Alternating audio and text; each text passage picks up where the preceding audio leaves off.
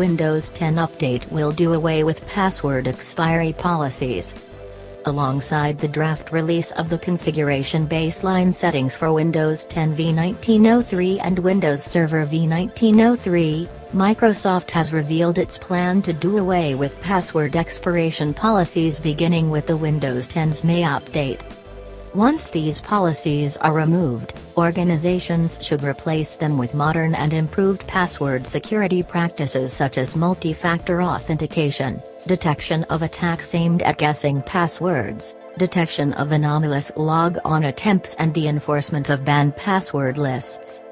Microsoft offered further insight on these recommendations, saying, "While we recommend these alternatives, they cannot be expressed or enforced with our recommended security configuration baselines, which are built on Windows' built-in group policy settings and cannot include customer-specific values." Microsoft decides expiring passwords are no longer useful for Windows 10. The dangers of password sharing at work. Microsoft expands open data push.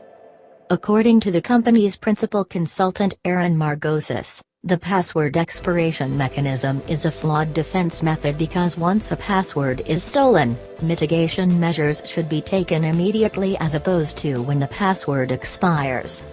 Password expiry policies. Microsoft also made the point that its soon-to-be-removed password expiration policies are only a defense against the probability that a password will be stolen while it's still valid and used by an unauthorized entity. Essentially, the company is allowing organizations to choose the security measures that best suit their needs without contradicting its own guidance. The recently published security baseline draft also proposes removing the enforcement of built-in administrator and guest accounts being disabled by default. Administrators would then be able to enable the two accounts when they need to, though the removal of the policy does not mean that these accounts will be enabled by default.